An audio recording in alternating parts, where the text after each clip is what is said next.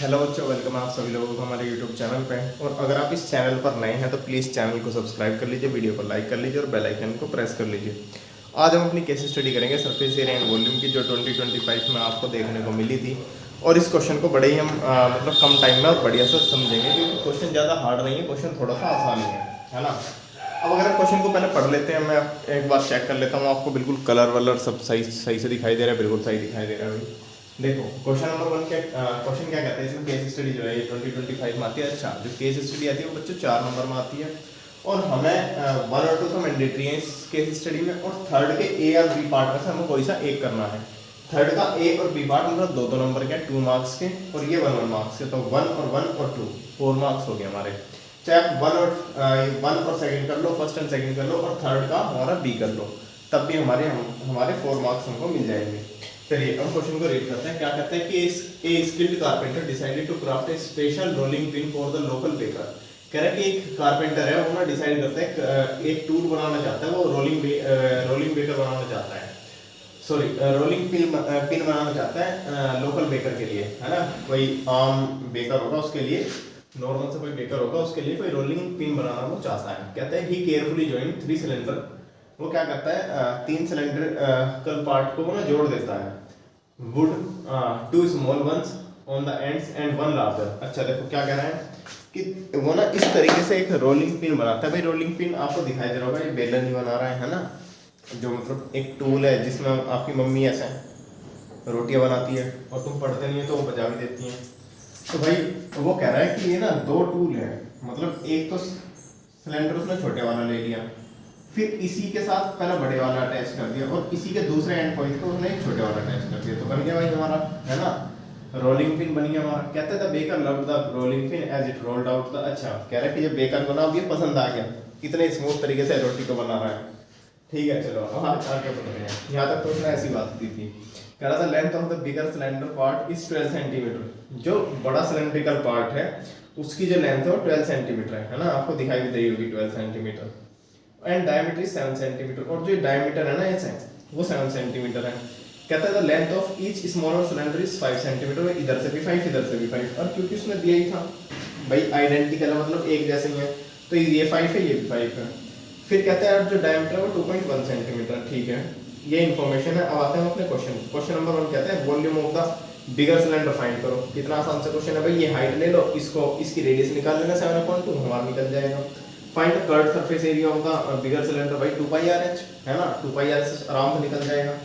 Third के ए part में ratio पूछ रहा है बड़े वाले सिलेंडर के वॉल्यूम का, उसका रेशियो दूसरे जो छोटे सिलेंडर है उनके साथ वो रेशियो पूछ रहा है। थर्ड बी पार्ट में वो कहता है find the sum of the curved surface area of the 2 identical smaller cylinder. कह रहा है कि इसका और इसका ना आइडेंटिकल मतलब वो फाइंड कर दो, कर्व्ड सरफेस एरिया फाइंड कर दो, दोनों को मिला के। ठीक है, क्वेश्चन आपने पढ़ लिया है। चलिए अब हम आते हैं अपने उस पर सॉल्यूशन पे। सॉल्यूशन चलो ब्लू पेन से करते हैं। देखो सबसे पहले हम ना थोड़ी सी चीज़ें राइट कर लेते हैं दोस्तों। क्या राइट करते हैं भाई, मैं इसको ना 2 पार्ट में डिवाइड कर देता हूँ ताकि यही काम ज़्यादा से ज़्यादा कर सके। भाई given diameter of bigger cylinder. ठीक है, बिगर सिलेंडर का डायमीटर डी मान लेते हैं, वो दे रखा है, वो कितना दे रखा है 7 सेंटीमीटर दे रखा है। तो भाई रेडियस इसकी कैपिटल आर मान लेते हैं, क्यों, क्योंकि हमें 2 तो रेडियस माननी पड़ेगी, छोटे सिलेंडर के लिए भी और बड़े सिलेंडर के लिए भी, तो इसको मान लेते हैं कैपिटल आर मान लेते हैं। ठीक है, बड़े वाले सिलेंडर की जो रेडियस है उसको कैपिटल आर मान लेते हैं, और ये है दोस्तों कितनी हो गई, ये भी 7/2 सेंटीमीटर हो गई। ठीक है, हाइट भी दी है उसने, हाइट ऑफ बिगर सिलेंडर, जो बिगर सिलेंडर है उसकी हाइट कैपिटल एच मान लो, वो दिया 12 सेंटीमीटर। ठीक है, सही है।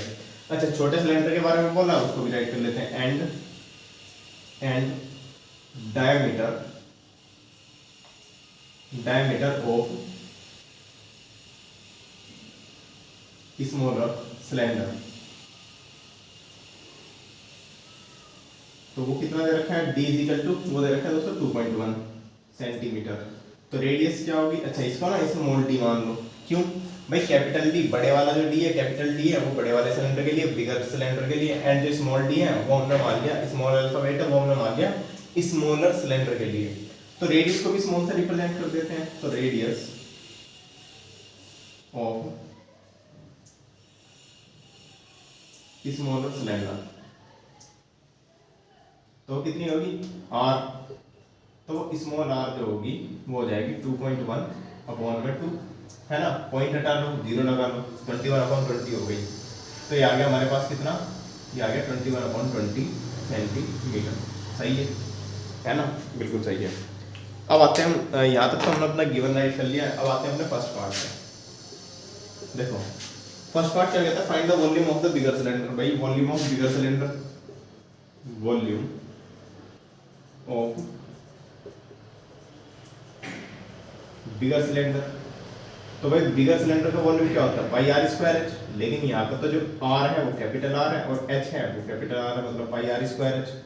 चलो इसमें निकालते हैं भाई। पाई की वैल्यू 22/7, आर की वैल्यू, कैपिटल आर की वैल्यू हमने देखी थी 7/2, मल्टीप्लाई में 7/2, और एच की वैल्यू है 12। सही है, 7 से 7 कैंसिल, 2 2 जा 4। अच्छा इसको नेक्स्ट लाइन में राइट कर देते, कोई दिक्कत नहीं है ना, इससे कैंसिल करते 2 11 है, तो ये आ गया 11 × 7 × 12 और अपॉन में आ गया कितना 2, 2 से इसको कैंसिल कर दो 6। सही है, तो ये आ गया दोस्तों 11 × 7 × 6, 7 6 जा 42, 42 मल्टीप्लाई 11 करेंगे तो 462 सेंटीमीटर क्यूब। सही है, फर्स्ट वाला पार्ट तो हमारा हो गया, बड़ा ही आसान था। सेकंड वाला पार्ट क्या कहता है, curve surface area of bigger cylinder, है ना। कर्व सरफेस एरिया को हम क्या बोलते हैं, CS से ऑफ बिगर सिलेंडर। तो CS ऑफ बिगर सिलेंडर क्या हो गया, 2 pi capital R capital H. क्यों कैपिटल आर कैपिटल एच लिए, क्योंकि हमने बड़े वाले सिलेंडर के लिए यही माने थे, है ना। चलो वैल्यू पुट करते हैं, तो 2 × 22/7, 7/2 और एच की वैल्यू दोस्तों 12। सही है, 7 से 7 कैंसिल, 2 से 2 कैंसिल, ये आ गया 22 मल्टीप्लाई में 12। अब मल्टीप्लाई करके देख लो भाई क्या बनेगी, तो ये बनेगा करके देखते हैं ना। तो भाई 12 की मल्टीप्लाई 22 में, तो ये 24 और 24, ये बन गया 264। तो ये कितना आ गया भाई, 264 सेंटीमीटर स्क्वायर। सही है, यहाँ तक हो गया हमारा काम बिल्कुल बढ़िया तरीके से। अब आते हैं अपने थर्ड के ए पार्ट का। थर्ड का ए पार्ट बड़ा ही जबरदस्त क्वेश्चन है ना।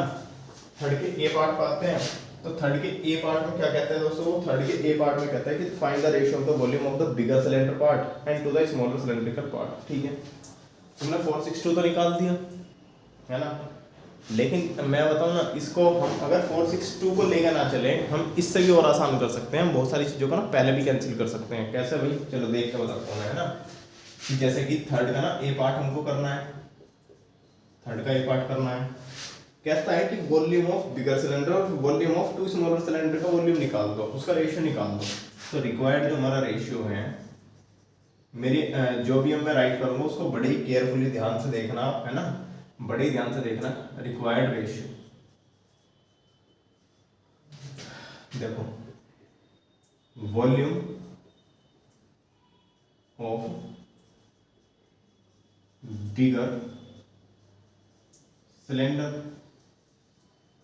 अच्छा, मैं अगर आपसे पूछता हूँ कि भाई अगर मैं आपसे पूछता हूँ कि भाई मुझे बताओ दोनों छोटे सिलेंडर, जो दोनों छोटे सिलेंडर हैं उनका वॉल्यूम क्या होगा। तो जो दोनों छोटे सिलेंडर हैं, है ना, दोनों एक जैसे हैं, मतलब मैं एक का वॉल्यूम निकाल के उसकी 2 की मल्टीप्लाई इसमें कर दूँ तो भी मेरा काम निकल जाएगा। तो भाई मैं कर सकता हूँ कि 2 multiply volume of smaller cylinder. तो वॉल्यूम ऑफ बिगर सिलेंडर जब मैं देखता हूँ तो उसका फॉर्मूला था दोस्तों क्या, 2 ना है ना, फॉर्मूला था हमारा पाई आर स्क्वायर एच। ठीक है, और इसमें 2 की मल्टीप्लाई और इसका जो वॉल्यूम बनेगा पाई आर स्क्वायर एच, ये बनेगा। भाई पाई तो दोनों जगह आ रहा है ना, पाई को कैंसिल कर दो, पाई को कैंसिल कर दिया। अब नॉर्मल टर्म रखते हैं, जैसे कि आर है 7/2 है, मल्टीप्लाई 7/2 और मल्टीप्लाई में 12। सही है। अच्छा इसको राइट करते हैं अब 2 इंटू आर की वैल्यू कितनी है 21, ये आ गई ना 21/20, 21/20 मल्टीप्लाई 21/20 और h की वैल्यू क्या है दोस्तों, h की वैल्यू इस बार 5। अब तुम्हें देखने में बड़ी प्रॉब्लम में लग रहा हो कि भाई भैया मतलब ये हमारा क्या बन गया, लेकिन ये ना जब आप करोगे तो बहुत ज़्यादा आसान होगा। देखो ऊपर के ऊपर मल्टीप्लाई कर दो तो 7 मल्टीप्लाई 7 मल्टीप्लाई 12 अपॉन में 2 मल्टीप्लाई 2। सही है ना, कुछ नहीं किया मैंने, बस जैसा था वैसे ही कर दिया। 2 इंटू 21 मैं आपको कैलकुलेशन को आसान करने का यहाँ पर तरीका बता रहा हूँ, वरना आप डायरेक्ट सीख ले सकते हैं। 20 इंटू 20 भाई ऊपर के ऊपर मल्टीप्लाई और नीचे के नीचे मल्टीप्लाई है ना। तो हम इसको करेंगे भाई कैसे कि इस वाले की मल्टीप्लाई तो होगी भैया इसके साथ, यानी कि 7 मल्टीप्लाई 7 मल्टीप्लाई 12 मल्टीप्लाई 20 मल्टीप्लाई 20 और नीचे आ गया भाई 2 इंटू 2 इंटू 2 इंटू 21 इंटू 21 और इंटू 5, है ना। बढ़िया हो गया। चलो अब देखते हैं भाई 7 3 जा 21, 7 3 जा 21। सही है। देखो 2 2 जा 4, 4 5 जा 20, मतलब इन दोनों से ये 20 खत्म। सही है। इस 2 से ये 20 खत्म भाई, 2 10 जा 20। सही है भाई, है ना। यहाँ तक तो कोई प्रॉब्लम ही नहीं है। तो ये कितना आया, अगर हम ऊपर देखते हैं तो आया 120। सही है ना भाई, हमने अगर कोई मिस्टेक ना की हो तो सब चीज़ें सही चल रही है ना। 120 और अपॉन में आ जाता है कितना बच्चों, अपॉन में आ गया हमारा 3 इंटू 3 9। ठीक है ना। और मुझे ऐसा क्यों लग रहा है भाई कहीं हमने मिस्टेक ना कर दी हो। टू आइडेंटिकल सिलेंड्रिकल पार्ट्स और volume of the bigger cylinder part two the total volume of the 2 smaller cylinder. सही है भाई, 2 पाई आर स्क्वायर एच। अच्छा हमने क्या लिया भाई, आर स्क्वायर भी हमने 21, मतलब अरे भाई देखो ये प्रॉब्लम होगी ना भाई। हाँ ये भी ठीक है भाई, कोई प्रॉब्लम ही नहीं है। चलो करके देखते हैं ना, जो निकलता है कोई दिक्कत ही नहीं है। तो आ गया दोस्तों कितना 2 2 2 2 2 जा 4 4 5 जा 20 20 से 20 कैंसिल, 2 3 जा 6 और 6 3 जा 18। ये आ गया दोस्तों 18। ठीक है। तो ये हो जाएगा कितना भाई 6 6 2 जा और 0 की ऐसी और 6 3 जा, तो आएगा कितना दोस्तों 20/3। ये हमारा इसका आंसर बनेगा, है ना। और आपको क्लियर दिखाई भी दे रहा है ना। मुझे इसका आंसर दोस्तों गलत लग रहा है, क्योंकि जब मैंने इसका आंसर चेक किया था तो इसका 40/3 आता ना कहीं तो मिस्टेक की है। अरे देखो 3 इंटू 3 भाई 9 है ना, तो ये हमने 18 क्यों राइट किया, ये तो 9 बनेगा ना। तो 3 अब 3 से कैंसिल हो गया, बस 3 4 और 3 3 जा, तो ये आ जाएगा दोस्तों 40/3 और ये आएगा 40/3 है ना। आपको बाहर की आवाज़ तो नहीं आ रही। चलो अब आते हैं इसके थर्ड पार्ट में, है ना। अब आपको वॉइस मतलब अलग वॉइस आपको नहीं आ रही होगी। अब आते हैं इसके थर्ड के बी पार्ट में। थर्ड का जो बी पार्ट क्या कहता है, थर्ड का बी पार्ट कहता है find the sum of the curved surface area of the 2 smaller cylinder. भाई सिंपल है, मतलब भाई ये सीधा सीधा निकालना चाह रहा है कि दोनों सिलेंडर का ना CS से निकाल दो, छोटे छोटे सिलेंडर का, और उन्हें सम कर दो।